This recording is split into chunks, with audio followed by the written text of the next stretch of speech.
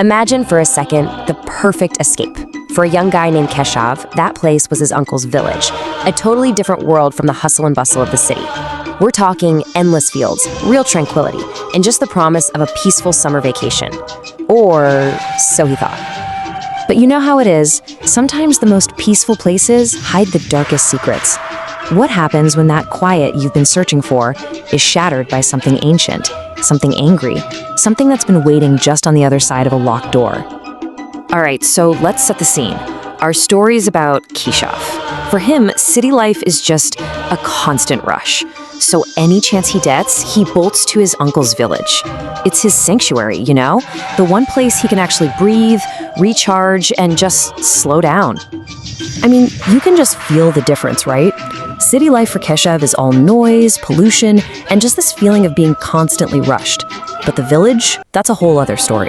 It's clean, it's quiet, and life moves at a pace that actually feels human. The house itself is huge, with big courtyards and open fields stretching out as far as you can see. It is the perfect getaway. But there was this one thing that was always just a little bit off. On the side of the property, there was this massive wooden gate. And in all the years Keshav had been visiting, he had never, not once, seen it open. It was always locked. Just this silent, imposing mystery that, honestly, he never really thought to ask about.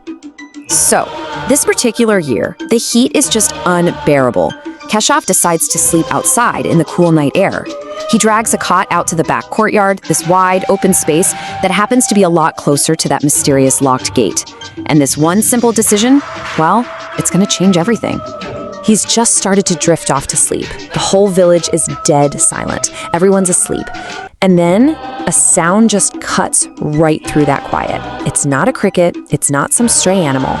It's something else. It's this sharp, rhythmic, totally unnatural knocking.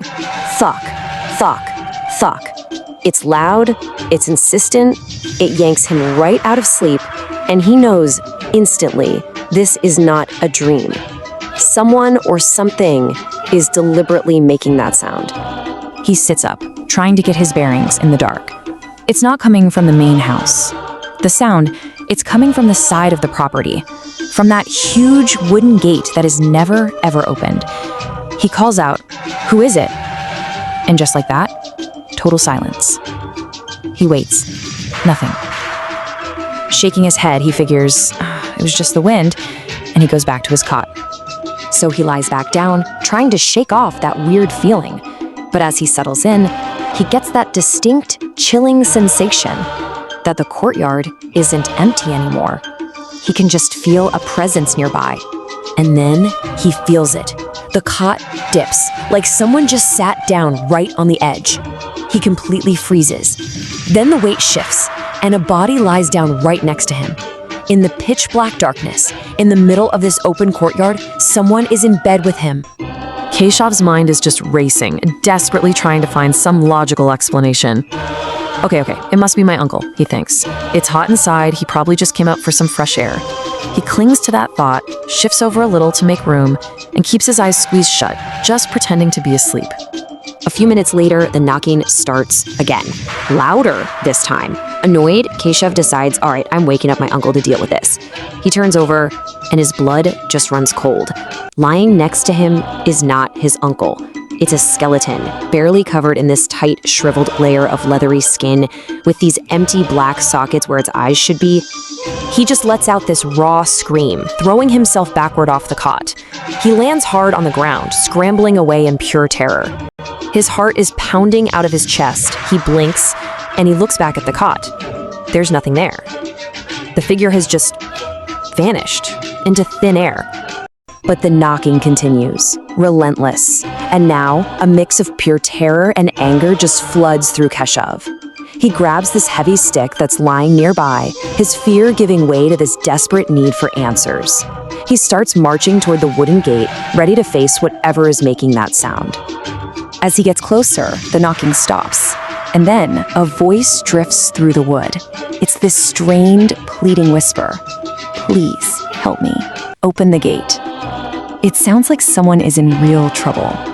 For a second, Keshav thinks maybe he got this all wrong. So he does it. He puts all of his strength into this old, jammed gate and manages to wrench it open. And behind it is this vast, totally neglected piece of land, overgrown with weeds. In the very center stands a single, enormous tree. And at its base, there's a man hacking away at the trunk with an axe. Keshav calls out, "Hey, what are you doing? Who are you?" The man stops chopping, and slowly he turns around. It's him. The same skeletal, shriveled figure from the cot.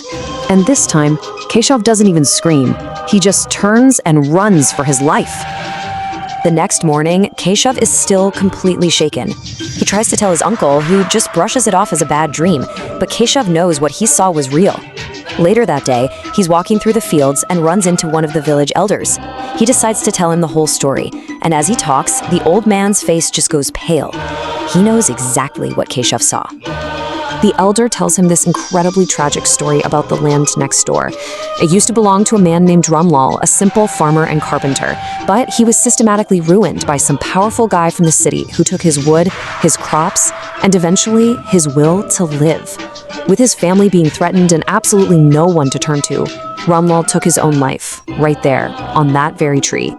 But Ramlal's story didn't end when he died. The elder explains that because his death was so tragic and so unjust, his soul never found peace. It became trapped in what they call the Pret Yoni, the ghost realm. So he's now this restless, angry spirit forever bound to that land and that cursed tree. And this is where the story turns into a very chilling warning. Because Ramlal's ghost isn't some sad spirit just looking for closure. No, it's something far, far more dangerous, a lesson the villagers had to learn the hard way. The old man looks right at him, and his voice gets low and serious. "You are so lucky you ran," he tells Keshav. "Others have heard him knocking. They've tried to help, and they've gone mad. Some, they've just disappeared. That spirit isn't asking for help, it's setting a trap." And right there, that's the village's terrible secret. Ramlal's spirit is cursed to forever try and chop down the tree where he died, and he tries to lure people into helping him. That massive wooden gate, it wasn't just to keep people from trespassing, it was locked to keep Ramlal's spirit in. Keshav's escape? Well, it was nothing short of a miracle. It really leaves you with a haunting thought, doesn't it? The story of Ramlal is this terrifying reminder that some mysteries are probably best left unsolved, and some pleas for help are best left unanswered. Because sometimes a locked door isn't meant to keep you out, it's meant to keep something else in. The only question is, would you dare to open it?